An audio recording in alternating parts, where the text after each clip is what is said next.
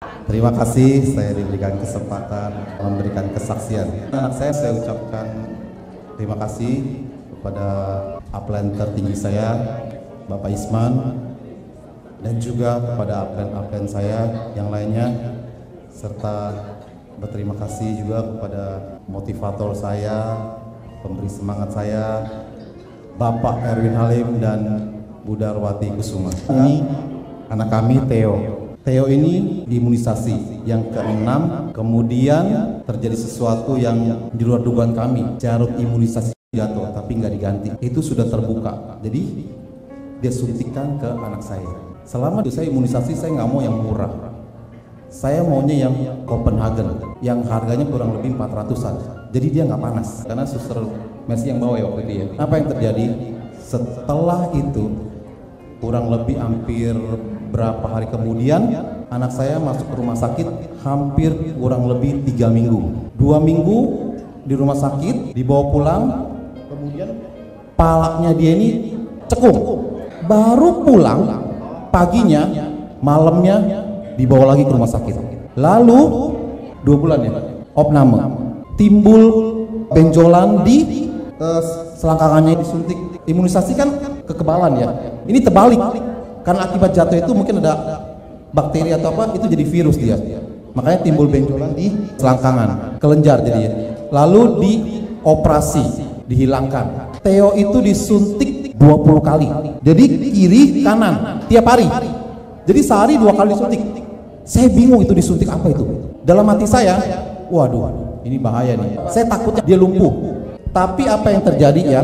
Ketika dia umur 1 sampai 3 tahun, Theo BAB-nya nggak normal. BAB orang normal itu adalah jongkok. Tapi anak saya BAB-nya berdiri. Nggak jongkok seperti manusia normal begitu. Saya seorang suster di salah satu rumah sakit Bandung yang terkenal. Saya di bagian emergency yang melayani dengan tulus setiap anak yang lahir, bahkan calon anak yang akan lahir, dan bahkan sampai kakek nenek pasien. Saat keindahan anak saya lahir dengan sempurna, gendut, kata orang boboho, dia lahir 3,6 kilogram. Sebuah kesenangan bagi kami suami istri, tetapi hanya sekitar 2 bulan. 2 bulan normal setelah BCG, bukan hanya penyebab jatuh jarum suntik, tetapi penyebab inti dari diagnosa medis adalah BCG lari suntik posisi salah, yaitu di kelenjar getah bening. Sebuah penyakit kalau sudah kena kelenjar getah bening, apapun virus, bakteri atau manifestasi sel-sel yang berkembang ganas akan sangat mengancam tubuh nyawa seseorang, karena keganasan terjadi di paralon tubuh, pertahanan tubuh, imun dari seseorang. Jadi sudah terjadi pembiakan sel-sel ganas, maka anak kami menderita terus, imunnya semakin hari semakin rendah. Semua virus yang ada di sekitar cepat sekali. Setiap minggu anak harus absen di rumah sakit. Walaupun saya seorang suster, hati kecil saya berteriak, kenapa ini terjadi? Saya memberontak kepada seorang dokter profesional, profesor doktor neonatus anak. Tetapi apa boleh daya, kami harus menghabiskan ratusan juta untuk keselamatan anak saya.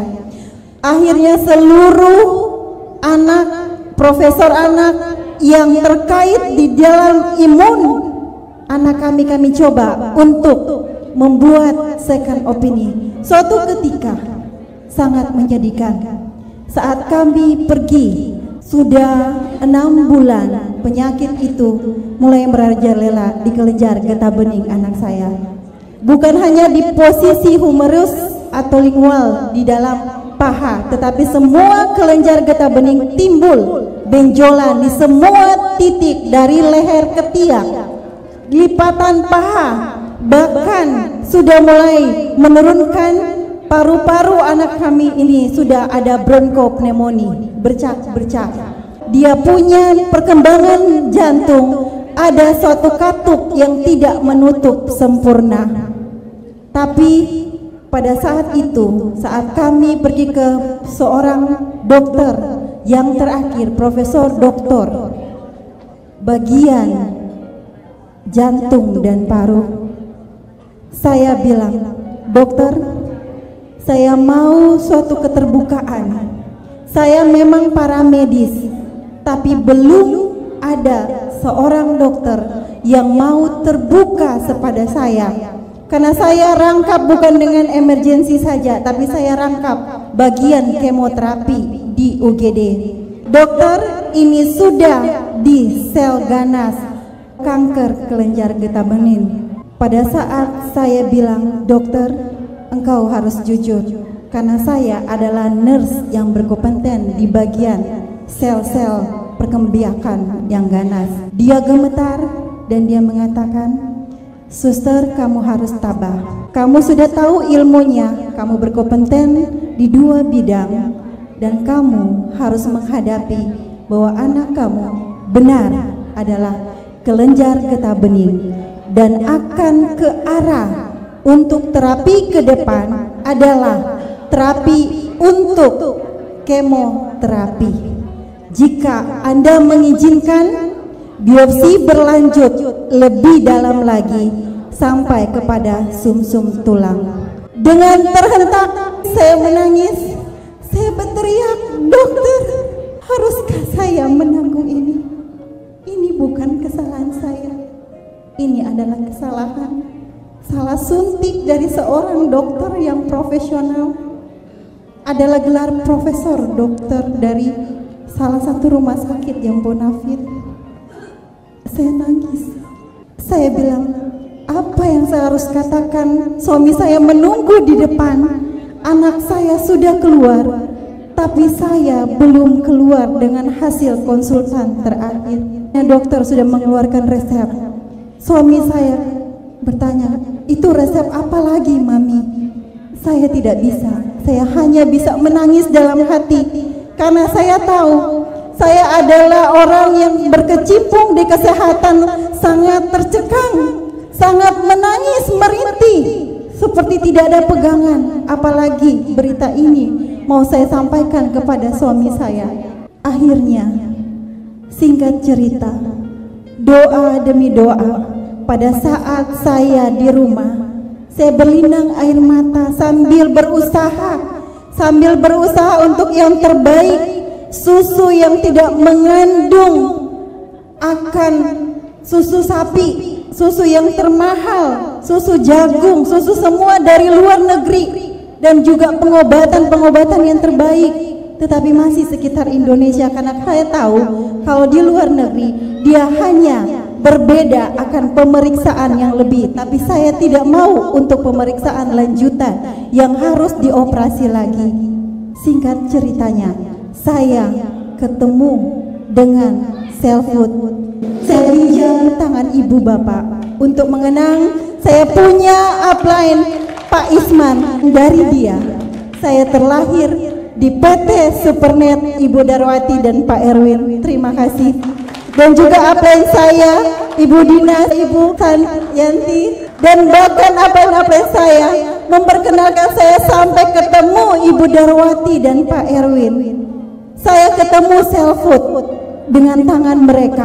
Singkat cerita saya bilang, Tuhan, masih adakah satu yang natural di dalam dunia ini yang bagi saya sudah mempelajari ilmu bahwa sel-sel ganas itu tidak bisa diobati dengan medis. Tetapi saya belum ketemu satu natural yang bisa sampai menerapi ke tingkat sel dan ada perbaikan, dan suatu keajaiban doa, suatu keajaiban menghampiri keluarga kami. Kami bertemu dengan Selfood. Asal mulanya kami coba-coba, tetapi suatu hati melihat perkembangan detoksifikasi sampai keluar benjolan di dalam mulut, sariawan sampai di bibir, keluarin batuk berlendir coklat berbau, dan keluar dari hidung yang hitam. Dan bahkan anak saya tiba-tiba panas karena metabolisme self-food sangat kencang untuk mengeluarkan akan sel-sel ganas yang ada di tubuh anak saya. Dan suatu perubahan, anak saya belum waktunya untuk sekolah, saya sudah uji cobakan. Dia ikut playgroup, padahal playgroupnya itu sudah mau naik semester, tinggal 6 bulan lagi. Tetapi gurunya berkata, anak Anda sangat bisa untuk merekam cepat pelajaran. Pada hari pertama dia bilang, Mami, saya sudah bisa hafal doa Kristen. Saya menangis. Saya bersyukur, Tuhan, terima kasih. Sejak kapan saya berdoa, sejak kapan saya membilang untuk dia menghafal, karena saya tidak pernah kasih beban. Dan kurang lebih 7 hari anak saya sudah jongkok sambil buang air besar. Saya bersyukur, tepuk tangan dulu untuk self-food. Anak saya bukan hanya terbebas dari sel-sel kanker, benjolan seluruh badannya hilang pada saat 1 bulan seminggu kita minum self-food. Dan puji Tuhan, dan lewat hati yang begitu tulus dari PT Supernet Ibu Darwati dan Pak Erwin Halim, kami terlahir dengan membawa juga akan kesehatan keluarga anak saya.